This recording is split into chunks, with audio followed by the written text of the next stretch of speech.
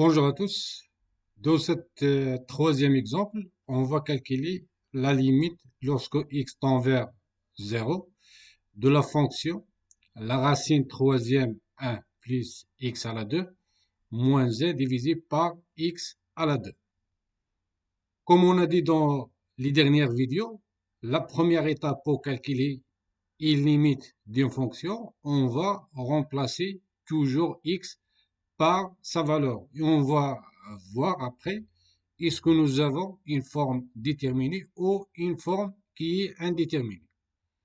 Alors, si on remplace x par 0, donc on va voir la racine troisième de 1 plus 0 à la 2, moins z divisé par 0 à la 2, qui donne la racine troisième de 1 moins 1 divisé par 0, donc égal à 0 divisé par 0.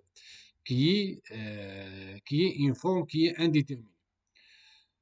Donc, pour calculer cette limite, on va revenir à cette équation et on va faire des opérations de simplification pour avoir à la fin une forme qui est déterminée. Quelles sont les simplifications ou les opérations qu'on va utiliser? D'abord, on va utiliser cette relation. Si nous avons a moins 1 multiplié par a à la 2 plus a plus 1, donc cette valeur égale à a à la 3 moins 1. On va considérer que la racine troisième de 1 plus x à la 3, il joue le rôle de la valeur a ici.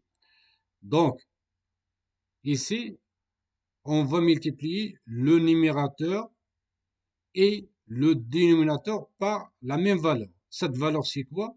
Tout simplement, c'est a à la 2 plus a plus 1. Donc, ici, nous avons a moins 1 multiplié par a à la 2 plus a plus 1 divisé par x à la 2 multiplié par la même valeur pour que la fonction ne change pas sa valeur.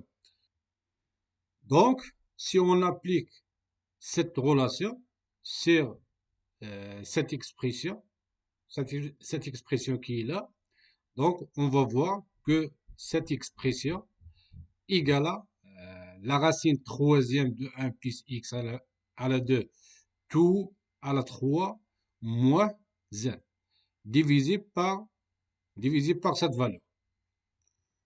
On va utiliser une autre relation. La racine troisième de b tout à la 3 égale à b. Donc ici, nous avons la racine troisième de 1 plus x à la 2 tout à la 3 égale à 1 plus x à la 2. Et nous avons ici moins 1. Aussi, on peut simplifier 1 avec moins 1. Donc, le numérateur, il sera égal à x à la 2. On peut aussi simplifier par x à la 2 ici, x à la 2 ici. Donc, on va voir que cette expression égale à 1 divisé par ça à la 2 plus ça plus a plus 1. Donc, ici, on a fait la simplification par x au numérateur et au dénominateur.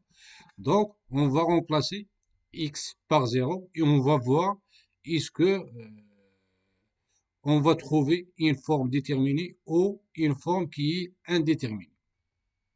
Si on remplace, on va trouver ici nous avons 1 divisé par la racine troisième de 1 plus 0 à la 2 tout à la 2 plus la racine troisième de 1 plus 0 à la 2 plus 1.